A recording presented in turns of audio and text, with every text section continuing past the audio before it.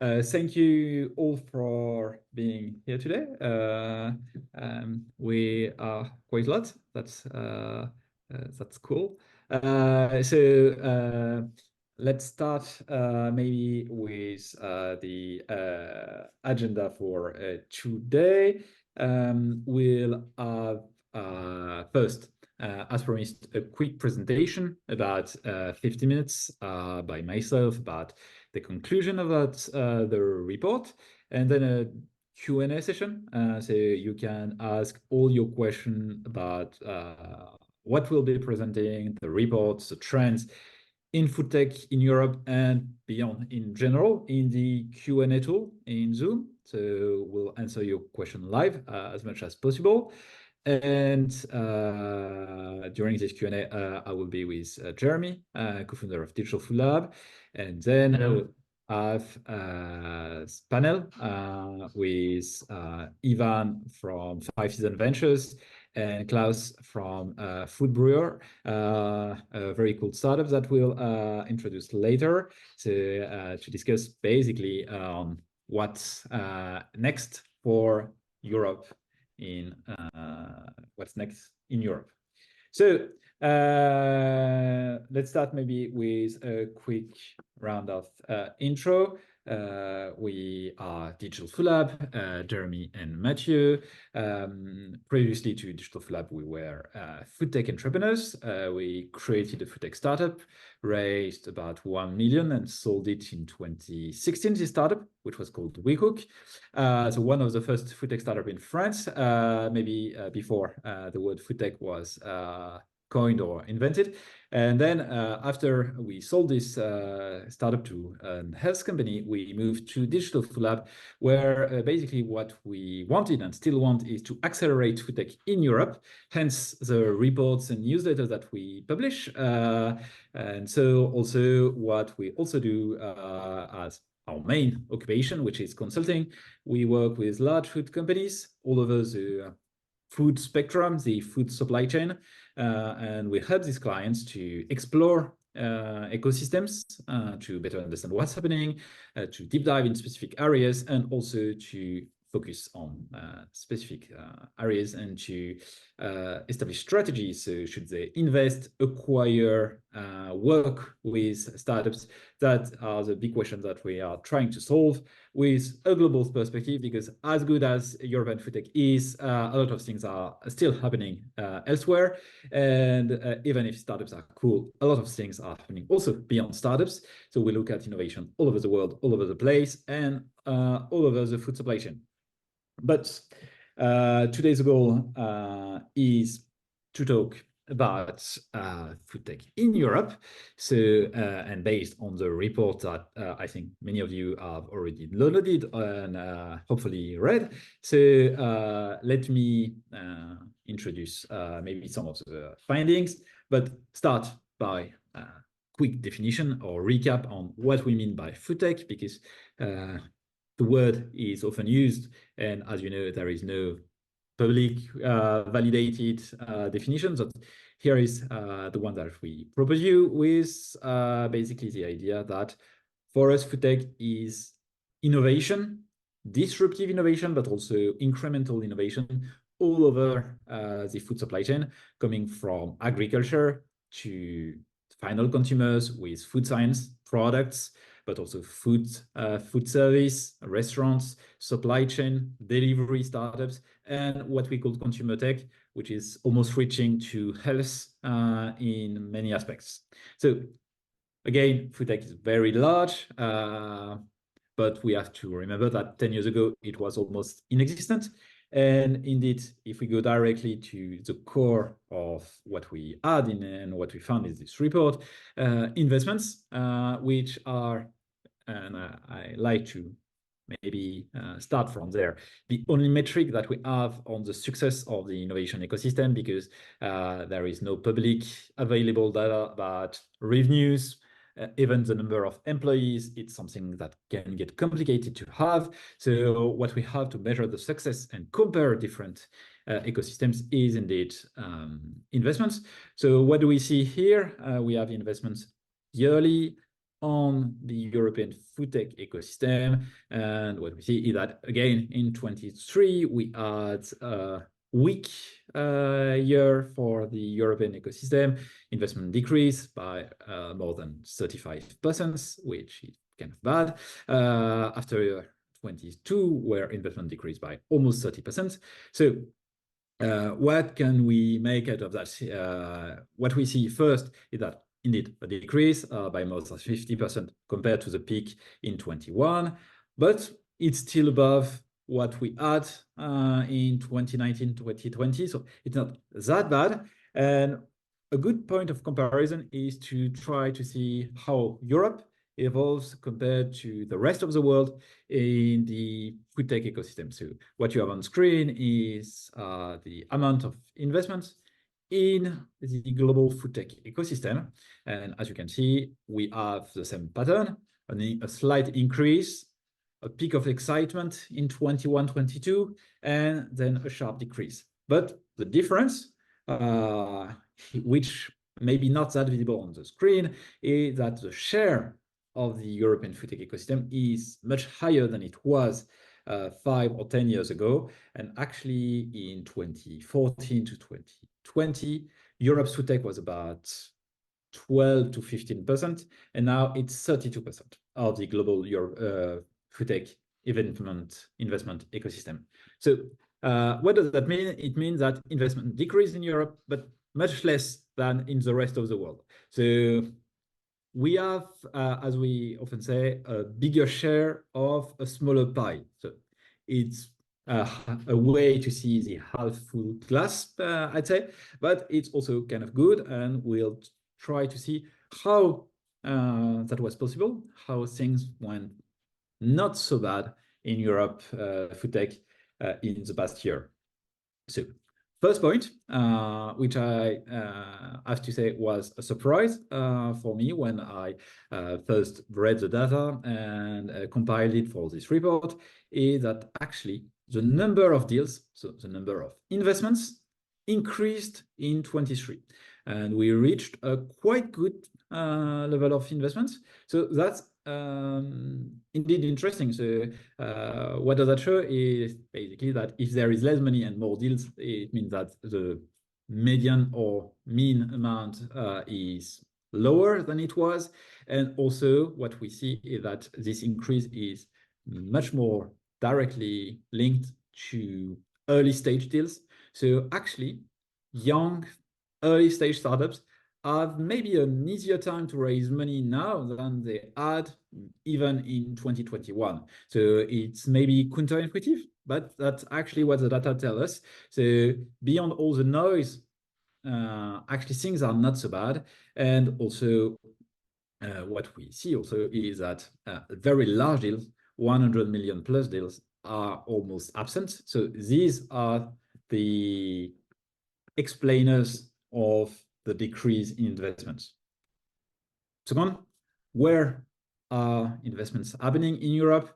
I'd say we have still 4 big areas, which are the UK, which is still leading the ecosystem. We have France in number 2, and 3, Germany, which is doing quite well, actually, due to delivery startups. And Switzerland, which is our big surprise this year, basically due to one super mega large 300 million plus deal for actually startups that will operate in the US. So maybe a bit weird, but that's interesting. And beyond, we have still the Netherlands, which are doing well, the Nordics countries, Italy, a bit surprising, and Spain, which is doing quite poorly in 23. Let's deep dive a bit and go to the different categories. Here you have the same graph at the start, but we are breaking it down by categories. So you have agtech startups in green, and food science, new food products in blue, etc., etc. And what you can see is that actually, if you remove delivery startups, investments almost increased, or they are slightly down. And actually, in 2 categories, agtech, so agriculture notably, and food science, they increased year over year. So something quite interesting is happening in Europe, and that's unique. If you look at the data from North America or Asia, it's completely different, and investments are decreasing in all categories. So things are good in some areas again. And if we look in depth, but if you want to have maybe a more thorough look to this graph, have a look at the report itself. It's inside. What you can see is on the right, the subcategories. So we decompose and we break down our categories into 20 plus subcategories. That the subcategories which are doing well are basically all in agriculture and new food products. So these are the areas that are doing super well. And you have on the left side, the almost disappearing areas such as cloud kitchens or I don't know, food experiences, recipes, payment solutions. And I think like it's kind of fascinating to see that an area such as payment solution, which was at the top 2 years ago, with startups such as Sunday, is almost a disappearing category, and we may have to remove it next year. Let's have a quick focus on the three most exciting areas out there. First one, which is agtech, so what's happening in agriculture. We have seen that there was an increase in the amount of the investment. This is mostly due to two subcategories, one which we call ag biotech. So here is mostly bio inputs, biostimulants, basically everything to replace carbon-based fertilizers. You have startups such as Afia Bio. There is another subcategory which is doing super well, which is farm management systems. And here, this year, it's mostly around carbon credit marketplaces, companies such as Agrina from Denmark. Animal feed is doing quite well, even if it's getting a bit beyond insects. And vertical farming is not doing well. I said there is an exception for that, which is Italy. And if everyone has an explanation about why Italian vertical farming startups are still raising money and not in the rest of Europe, I would love to have it. But beyond that, vertical farming is not doing well. Second area is food science, which we have, again, to break down in two subcategories. On one hand, you have brands, so companies developing incremental innovation in terms of products, but disruptive innovation in terms of marketing, I'd say. As you can see on the graph, investments in brands are finally taking off in Europe. For years, it was a very small and tiny sub-ecosystem, notably compared to the US or Asia. And now you have much more investments in all categories, in pet food, in D2C brands, in beverages. So definitely one of the hottest space to look at. And second sub area in food science is alternative proteins, and beyond that, what we could call biotech foods. So for the first time, Europe is number one in alternative proteins as a large space. So that's quite fascinating because actually 5 or 6 years ago, we were as a whole in Europe behind even Israel. So yeah, there has been both a jump in Europe and a very big decrease in the rest of the world. So that's positive. And as you have on screen, even we had 2 IPOs on the space. So Molex Science, in company doing molecular farming, and Microsalt, a company developing an alternative to salt, basically with less sodium. So a very large and growing space, which is, as I said, exciting. And finally, maybe a surprise after what I said, delivery. We often say that it's the end of delivery. We don't believe in that. There are many things still happening in that space. First, delivery is the ecosystem that delivered as the first profitable ecosystem, public ecosystem, which is restaurant delivery. All startups that are now publicly listed in New York and London are profitable, which is super interesting and showing that it's possible to create profitable food tech startups. And Beyond the fail of quick commerce in Europe, there are still growing new retailers, players such as Picnic, but also a space for new players such as Modetos that you have on screen, around sustainability, players around new ways to address the consumer, as I said, sustainability, but also subscription, ethnic marketplaces, a place where there is still a lot of room for growth and innovation. So now, what's next?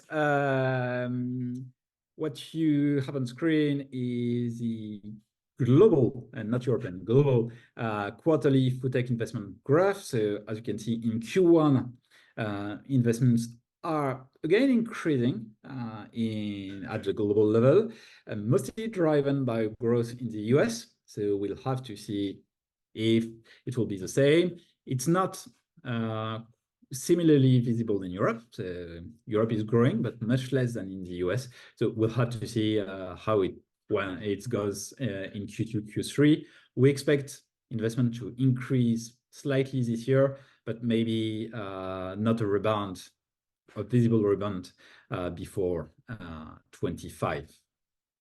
So key takeaways: investment decline in Europe, as I said, but much less than in the rest of the world. So that's positive.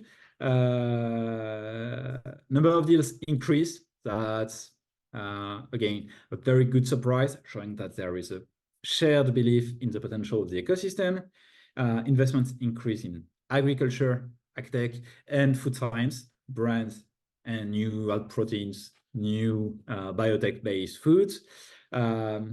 This, and I've not talked a lot about that, but was also explained, this rise of investments and this focus on sustainability, by a strong presence in Europe of public funds, grants, which helped to lower the effects of the decrease. And as I said, for the first quarter, Europe is a bit underperforming what we see in the US. So this was, in a nutshell, what happened in 23 and what is basically a state of investment in Europe. But now I'd love to have your question. We have basically 5 to 10 minutes to answer some questions that you could have on the report itself. Maybe Jérémie, you can start if you have some questions. Yes. Yes. And first, thank you, Matthieu, for your presentation. If you have some questions, do not hesitate to write them in the Q&A tool in Zoom. Maybe, Matthieu, the first one is what has surprised you the most in these different insights from the report? Yeah, as I underlined in presentation, it was the rise of investments in agtech and food science. It was not something that we expected, because as everything was going down, it was quite surprising to see that investments in areas that are so forward-looking, such as new fertilizers, bioinputs, biostimulants, carbon credit marketplaces, and even alternative proteins. We even see an increase in that space in areas such as cellular agriculture, etc. And we'll have a talk with Klaus about that. Yeah, it was surprising because it's not the areas where Europe is normally super strong. So it's good to see that we are becoming good and even number one in these spaces. Thanks. And about one point that has surprised me, and I think it's very encouraging for the ecosystem, is the fact that the number of deals has increased in seeds. So can you maybe explain what it means for the future of the ecosystem, and maybe what factors influence this trend? Which trend? The increase of deals in seed or Series A stage. Yeah, basically what we see there is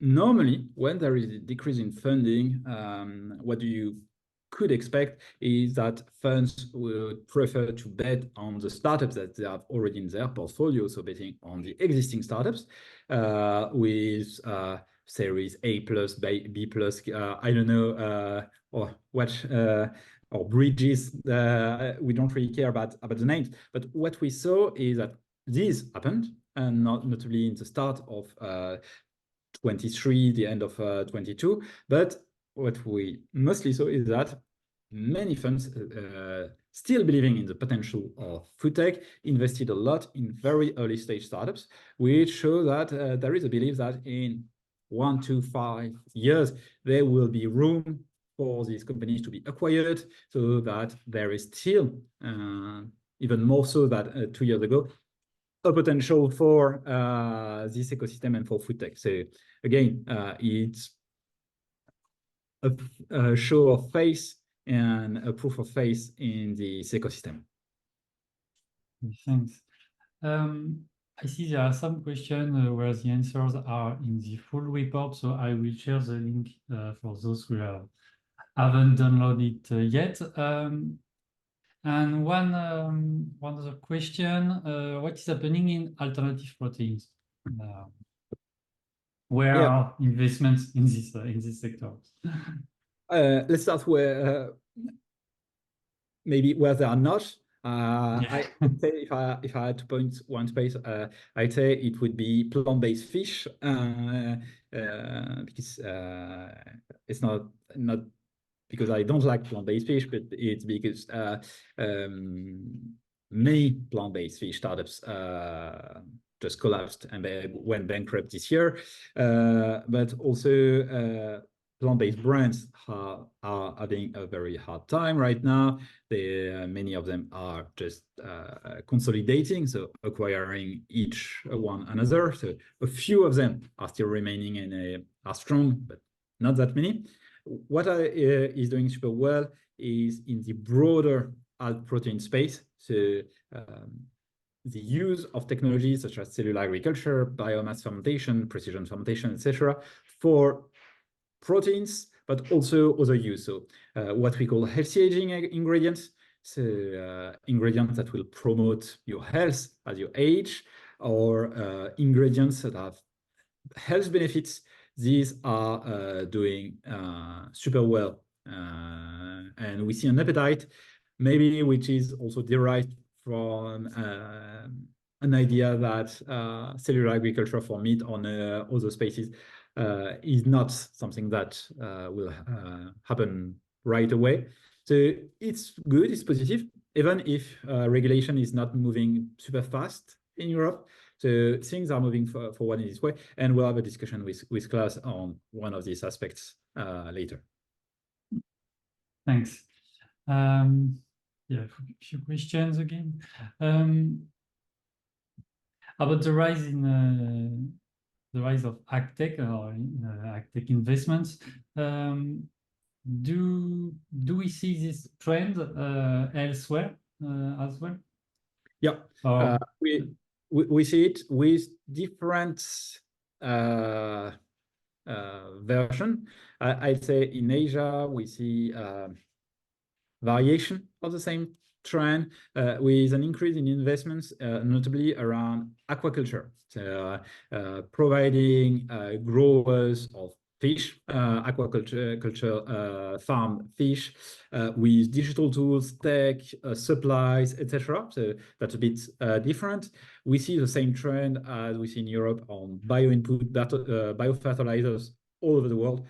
In Canada, South America, Australia, etc. So a lot of startups which are exciting there.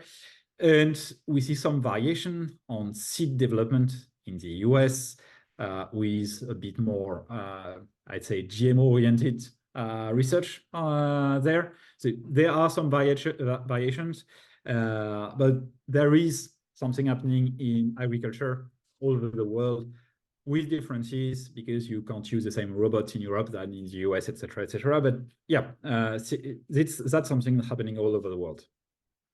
Okay, thanks. One question about GLP-1. Does it have an impact on the ecosystem? Yeah, maybe a quick recap on GLP-1. GLP-1 is the molecule behind Ozempic and Wegovy, the revolutionary, wonderful drugs created notably by Novo Nordisk and Eli Lilly that enable people to lose a lot of weight, initially diabetic drugs, but which have a huge weight loss impact, and that many Americans are using. I'd say no. So beyond that, it's fascinating. We see a lot of things. These are drugs created by labs, and beyond that, the impact on the FoodTech ecosystem is not visible yet. And I should say I'm surprised by the absence of products, food brands, services targeting consumers venturing with these drugs. So that would be a space where I would expect to see more innovation.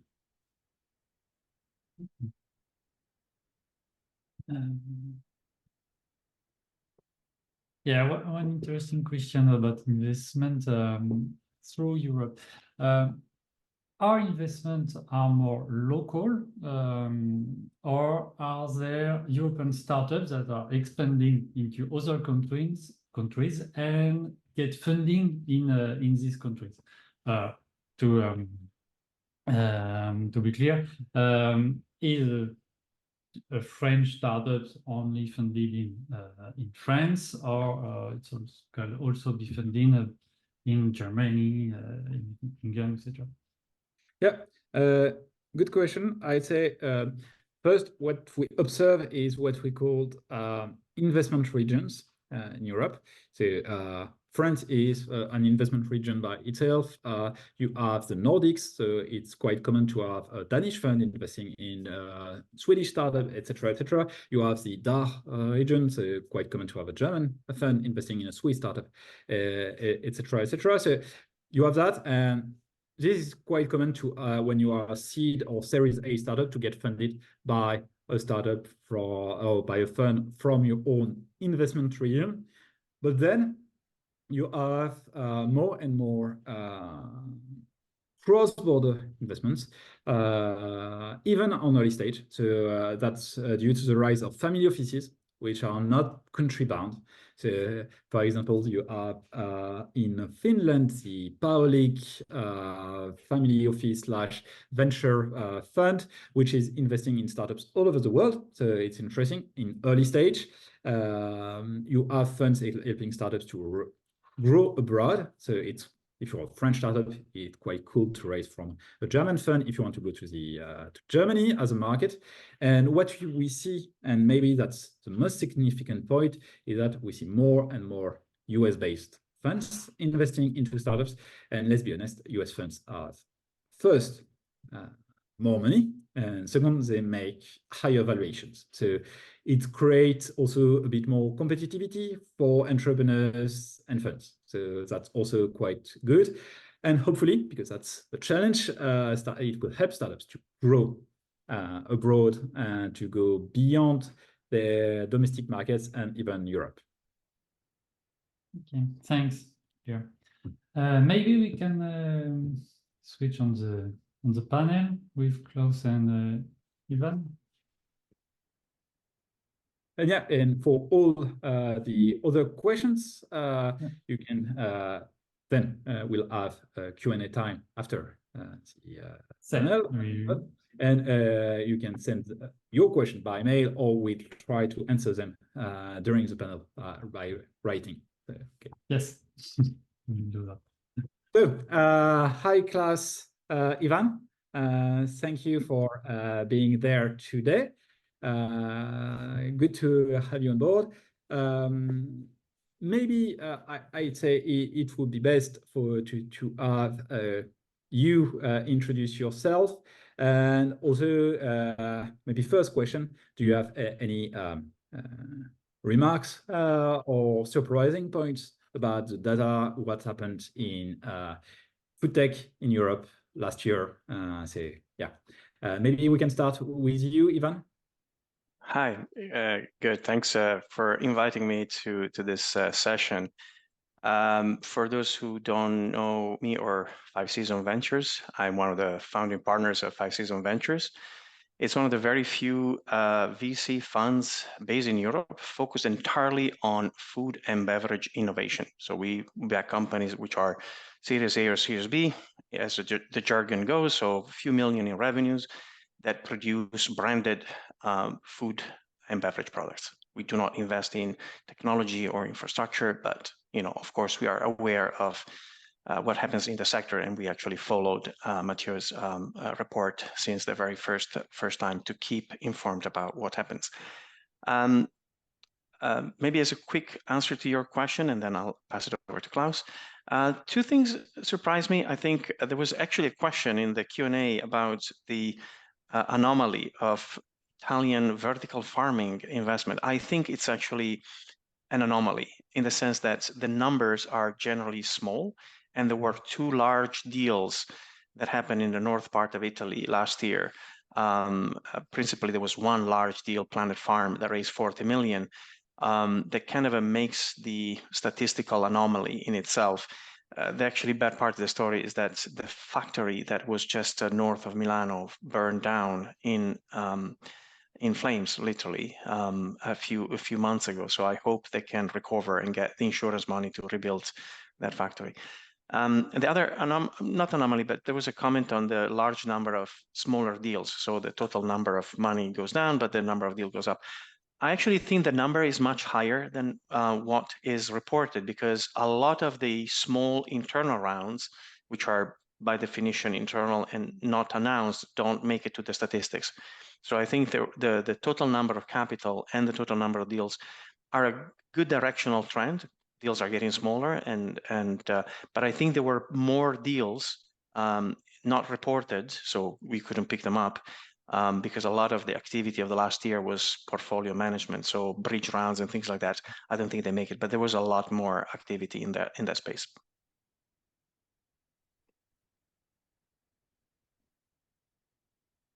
Yeah, Klaus. Yeah, no, I can only echo that, Ivan. So hello, everybody. My name is Klaus Kienle, co-founder and head of bioprocessing at Food Brewer. So very quickly, Food Brewer here in Horgen, Switzerland, we are producing cultivated coffee and cacao. So we're taking it to cellular agriculture space, as Matthieu has mentioned, and we're taking plant cells from the nature and then cultivating them in our brewing style reactors. And two things that surprised me here, or two things that I've captured my attention, I would say. First of all, what you said last, Matthieu, was 100% true. We ourselves at Food Brewer raised 5 million in a broader team. So thanks to the great work of all of the team here, raised over 5 million in the seed round. And this has already been an international round, and the internationality, especially as you said, with the funds in the US, largely contributes to a better round and help. So 100% true. Everything you've stated in your rate, I can only echo that. Same also with the rates on Europe getting stronger on towards the cellular agriculture or the food science segments. Once you're in the space, you get connected with a lot of others, and you see this going on. And I can definitely agree on there is a lot ongoing in Europe. And I hope this continues as such, and we see many more successes in the future. You've mentioned it correctly. The larger numbers have decreased. That's also what I can see with my view on the spectrum. But as the seed rounds increased and the smaller numbers increased, hopefully in a year or two, we will see the larger number increase again, because many of those companies, as us as well, need then more money and will hopefully then close bigger deals. So we'll get the bar up and hopefully raise that beyond what's been there before. Yeah, thank you both. And I think everyone understands why we wanted to have both your opinions, because we have an entrepreneur, president of VC fund, but also two views from the food science ecosystem, so from the brand side and the alt protein slash food bio-based food space. Maybe a question for both of you and your different perspective. Basically, we may have entrepreneurs in the audience, or people that are seeking to raise money right now. How do you think the ecosystem has evolved?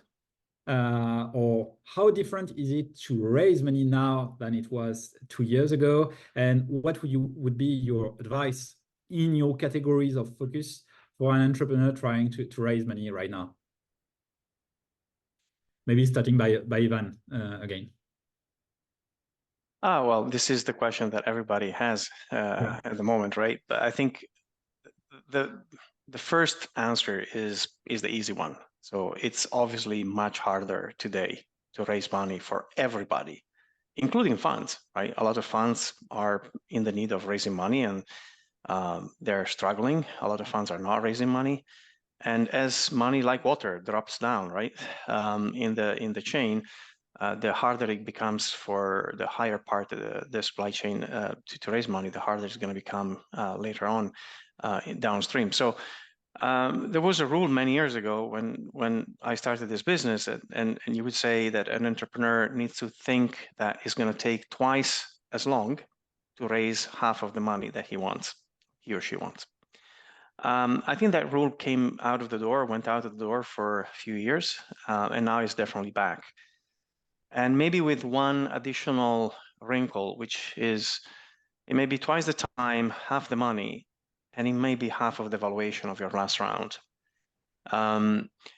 I think the problem is, everybody is no longer in fear of missing out, right? Investors don't have to write checks tomorrow. They don't need to compete for deals, which means that we have more time to ask questions. Sometimes we ask too many questions, and that's not good either. But we have in our documents, when we write investment memo for our decisions, there used to be a page called "What do we need to believe?" So for every investment that we look at, you hear the story from the entrepreneur, you look at the data, you look at the analysis, but then because we invest in early stage companies, there are a number of variables that we have to believe in. And whether it's the conversion ratio or the unit cost economic or whatever it is. And until last year, that page maybe contained 2 or 3 bullet points, right? We need to believe the market growth, or we need to believe certain things. Today, that page is sometimes 2 pages, right? So the questions that are left unanswered because you need to believe so many of the variable of the business plan are causing deals not to happen, right? When you ask too many questions, you will find some that you're not happy with. And I think inevitably, there are going to be probably, so let's say, 2 macro categories of companies, right? The one that will get funded and the one that will not get funded. So there are companies today that knock at the door of every investor, and we ask the question, is there a price at which we would do this investment? And for a lot of companies, the answer is no, we won't, because of a number of reasons. And then there are companies where we would say, yes, for this company, there is a price at which we would invest. And oftentimes there is a placeholder in that discussion, which is, oh, but last time, 2 years ago, we raised money from such and such, and it was like 200 million valuation, but it was maybe on 10 million of revenues.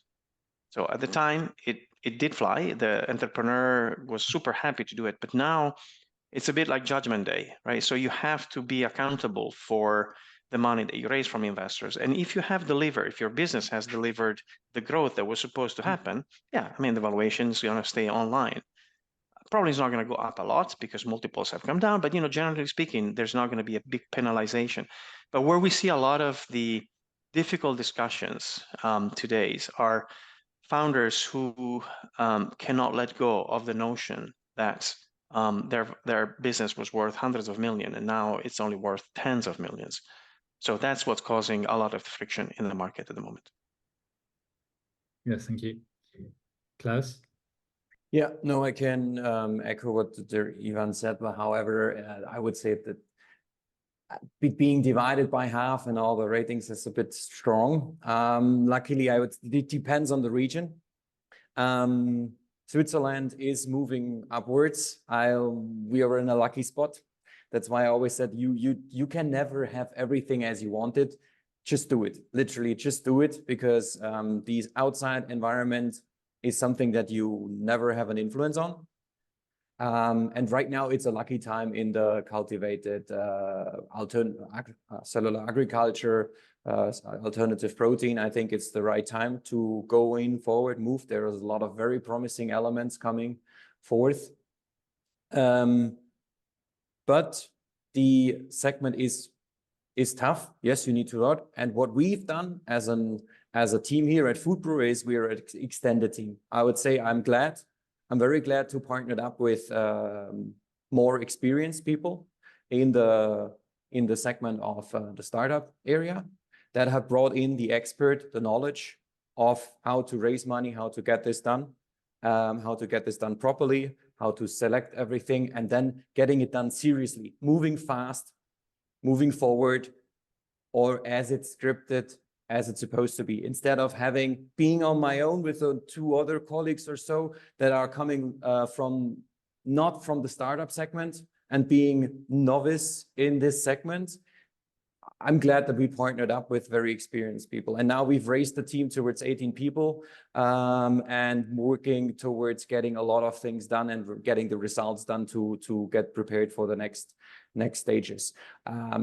But it is important to get the right people in to convince the investors with the questions they have right from the start before they're doubting. Because one of the doubts they fall off, the stone rolls down the hill, and then you look around and maybe you didn't make it. But bottom line is, as I said to the other entrepreneurs listening into this call, do it, because the outside factors is something you have hardly an influence on. And the longer you wait, sometimes things might pass by. So but consider the team you're working with. This is very essential. Great team. One element that the investors look at is the idea that you're having, the results, but another very important factor is the team. Yeah, that's really right. And maybe trying to find solutions in this context. One aspect which is also interesting is that, at least you mentioned when you raise a bit of money, the 5 million, which is not such a bit, it's like quite a lot of money, is your corporate partners. Is it something that helped? Yeah, and maybe starting by that, and you can explain maybe the partnership, and maybe then on Ivan, is it something that obviously is looked at? You looked at brands. How can a brand approach corporate partnerships maybe? Yeah, this is very important. We have 2 announced partnerships with large corporates. One of them is provided that element behind me, that is Kronis in Germany, who's providing brewing equipment to the world. Because when you are new to the segment, especially cellular agriculture, you need something that is scalable. Doing something in the lab, yeah, great. You give it to the food companies out there and you say, how much can you give me? Grams, kilograms. No, you need to give them an outlook that there will be coming tons of that element through, because in the food industry, we will need tons to provide to the public to satisfy not just a sample corner store, to supply the supermarkets with products. This is where the future goes. This is where you can make a good case. And for that, know your strengths, but know your weaknesses. We are focused on cultivating cells, and that's where our strength is. There are already partners out there who have fantastic strength in building the engineering behind of it. And also they need an input, and then leverage, come together, build a great partnership, and then make that scalable with the outside partner. Because trust me, we couldn't build that behind, and we can't build 50,000 liter of that, but our partner can. And together we can grow very big on this one quickly. And the other side of it is also The other partnership that we have announced is also with Velklin. This is online on the deal. This is our chocolate making company that takes our cacao cells and makes the right chocolate out there. Luckily, again, we're in Switzerland. There are many chocolate companies around us. They have the great expertise. So we provided them with the cells, gave them a bit of input, and they made a fantastic taste product out of it. Because in the end, you need to deliver a great product. And that's, again, we know our strengths, and our strengths are in cultivating the cells, getting good product out of this. But then we needed a great partner that is then making a fantastic end product out of it. And we don't need to re-innovate the chocolate industry itself. They already have a great field, a great expertise. And voila. And that helped massively, yes. Yeah. And for you, Ivan, what do you think about corporate partnerships? How can they help a brand maybe to grow faster? Sure. So I think as you move upstream on the food supply chain, I think partnerships are absolutely vital. So I understand perfectly well what an ingredient manufacturer needs to do. Ingredients don't live in isolation; they interfere. You need to be testing. You need to have support, formulation, all sorts of skills and techniques that if you are in one piece of that ecosystem, you don't control. So having partnership is fundamental. Even for brands, sometimes it is important, but probably to a lesser extent. Although, getting access to unique assets that money cannot buy. And in the case of the biolabs, of course, that's obvious. But sometimes it could be access to a distribution supply chain where, a distributor has complete control over that. Imagine the space next to the cashier, which is the most wanted space for every snacking company, every sweet company, every chocolate company, right? And there are only 2 or 3 players that really control in every nation, in every country, that space. So you can throw money at the problem, but sometimes money is not enough. So partnership is great. I think the line, though, from an investor point of view, is whether that partnership requires equity or it doesn't require equity. And if it does require equity, is the partner a potential buyer eventually of the company or not? So let's assume that in the case of the brewery company, you have a manufacturer partner that will never acquire you. Then I think the partnership could even have equity. It's okay, right? It's a way to solidify it, but it wouldn't affect the ability of the business itself to get maximum valuation one day.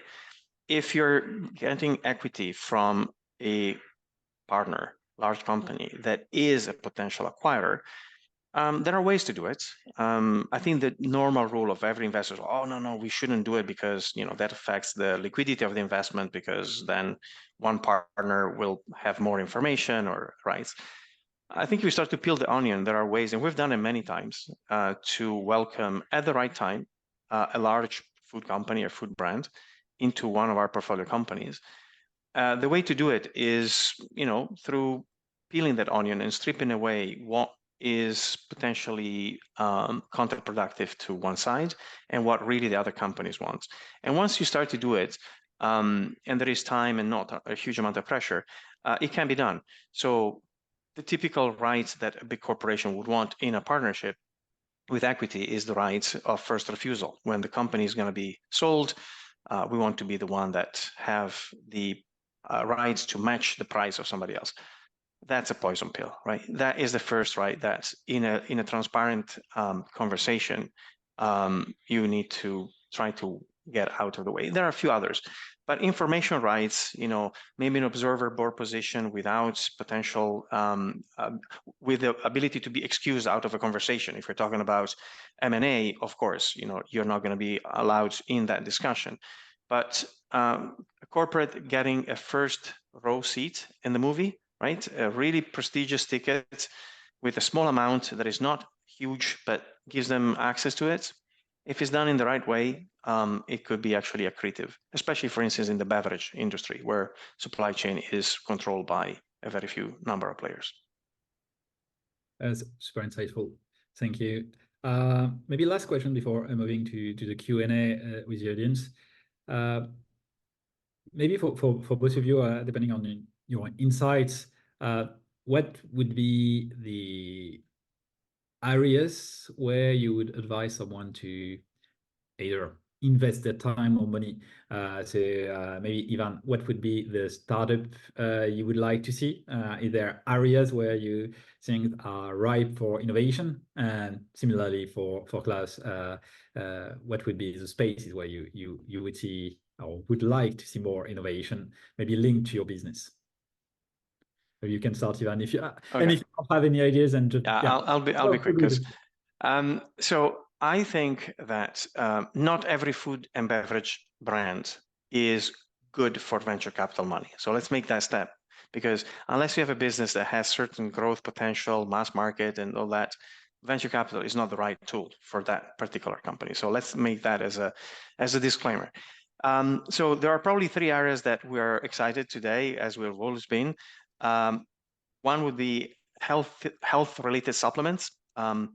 We are all changing our habits since COVID. There is a lot of interest for weight loss supplements, where it is like aging better, that is a tremendous part, as well as cognitive performance and physical performance and all that. I think it's the market is fantastic, it's huge, and Europe is very well positioned there. My second pick is my all-time favorite, healthier pet food. Pets eat as much. I know it's not one of the areas that you cover in FoodLab, but it's a massive market. Europe has produced some really astonishing companies. One that we also had in our portfolio. We have more than one. We have 4.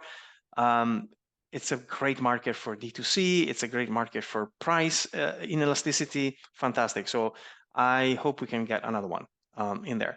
And maybe the last one, it's functional products. Functional beverages, whether it is for energy, for digestion. People are expecting a bit more from the future food, from future products.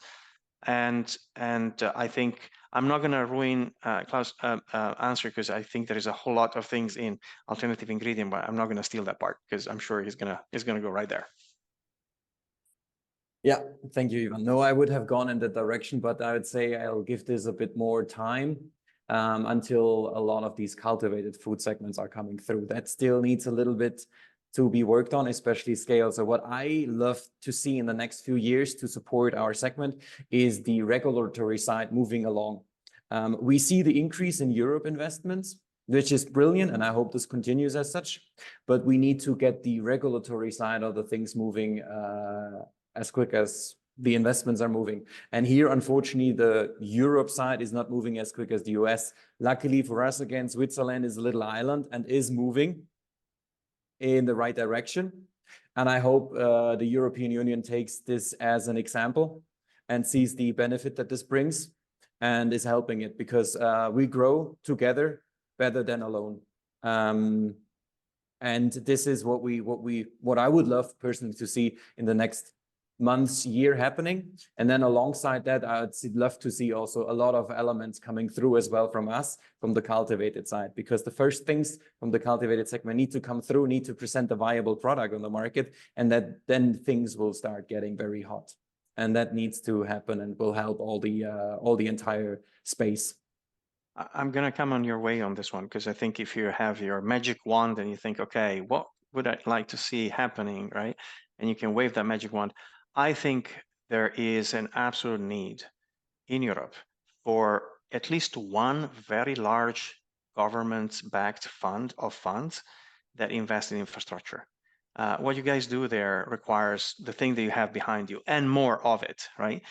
And that iron there and all the piping and all the electronics and all the software that goes into that, it's tens and hundreds of millions, because you don't need one factory, you need 2, 3, 4. Having biorefineries is not a cheap investment. VC is not the right instrument for it, right? I think we need more large infrastructure funds, growth type of funds, really aimed at that specific type of investments. Because today, if I think of what is one of the big risks for your industry of alternative ingredients, I think is the ability to scale to the tons that are needed, not for going into the market, because then you need thousands of tons, but the tons that are needed to test by the Nestle, the Unilever, the Ferreros. They need your product in tons quantities to really run, their development programs and try to come up with products that are delicious cheaper and healthier and more sustainable than the one exists. So there is a gap there. And I think over the next 10 years, I hope that whether EIF or EIB or other similar programs launch specific initiatives to support this infrastructure investment. 100% agree. Thank you. We all agree on that. Send the link to Luxembourg and, that's and see if they listen. Definitely also one of our topics. At some point, we are getting closer to the point where infrastructure will become a problem, and there is no. And this is not, as you said, the tool to finance facilities that should be hopefully profitable. So it's not something that is VC wise money. Maybe Jérémie, do we have any question from the audience? Yes, there are questions about regulation and the uncertainty that may affect trends in Europe. So this question could be answered by both of you. How do you see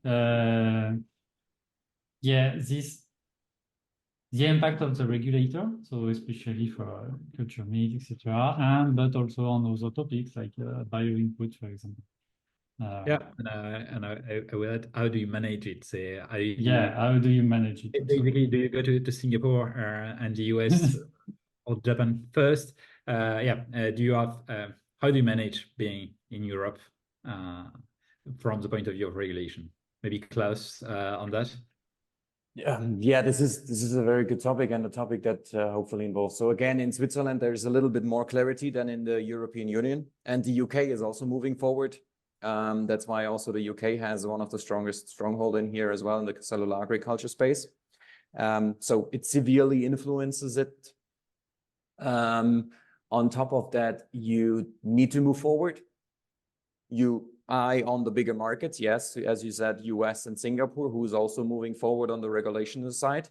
But hopefully Europe is following swiftly, because we are here. This is the home base. This would definitely help to grow the companies over here. Otherwise, we are developing things over here and then designing plans where the market is at the end of the day. And that means funds and jobs and everything would move there where the market, the demand is. And this is then not in Europe, for example. Therefore, I 100% echo that we get more investments from the regulatory side and the Europe moving forward, getting more clarity. What we do on our own is we consolidate with experts in the field to get more clarity in the box, to get this black box as much light into it as possible and move forward and prepare us, because we can't wait. Every time we're waiting, every time we think it's money lost, it's position lost, we move forward. And that's why we get the experts in to move forward with the best probability. Yeah. And maybe because we are arriving at the end of this session, a last question.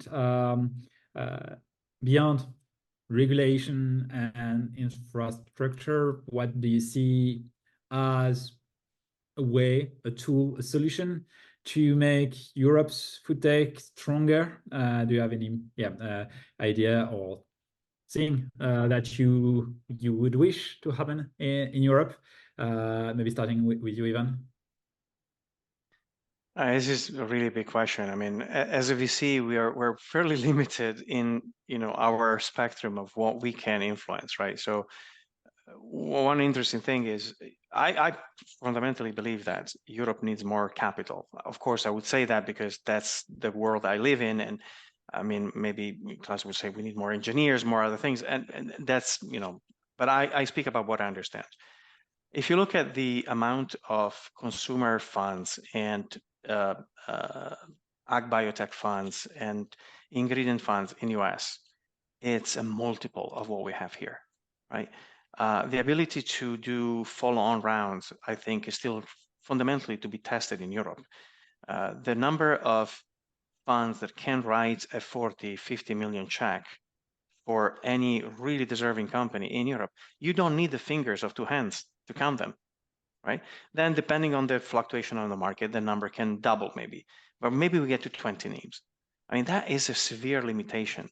And some of the companies that we've seen in the past, you know, looking for hundreds of millions, I think they're at a severe disadvantage compared to their US or maybe even Asian counterparties, where the ability to write those larger checks is maybe with government backing, is very different. I think fundamentally the industry that you depict in your report every year is still lacking the capital to flow in with a mission of flowing in this industry and not in generic funds, or you can invest in AI and other stuff, right? That part is well covered.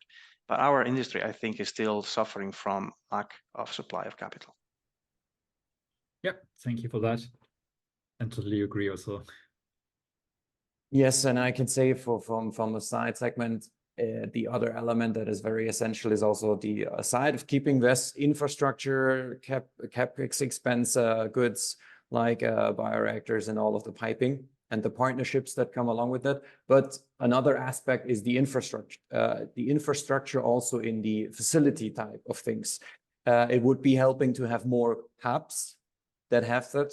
We are again in a lucky position that we found an amazing spot that has lab space available to get in quickly and get up and running very quickly and move forward, but also a space that has elevated ceilings, that has large pipes available, pressure supply, all the diverse of gases available. These things are not, so many of those are available in Europe. Those need to get more. Those need to become more available for startups to move in because they would like to rent these right away without down payments and not so much renovation needed. Again, we have here made a lucky punch, but I'd hope for many others that there are more investments also flowing into the infrastructure and the facilities to host such elements, such equipment, such startups. Because it's not just you need a lab, you need to scale out. And if you need to go to another facility, you need to move on 100 kilometers, you need to split your team. This has influence on your team. This has influence on your private life. This significantly would help if everything is combined into a hub where this is providing infrastructure. Yeah, still many challenges to solve. Again, to finish on an optimistic note, I'd say things are moving forward in Europe, and as I like to say, much more positively than I thought they would be 3 or 4 years ago. There is more capital, there is more started, many things happening. So, but there is a lot of room for improvement all over Europe. Thank you both for taking the time. Thank you all for listening. If you have any questions or would like to reach out to Klaus or Ivan, let us know and we'll put you in touch with them. We'd love to have also your inputs on this webinar, your additional questions. And yeah, see you soon in another session. Thank you. Thank you all. Bye-bye. Bye. Thank you.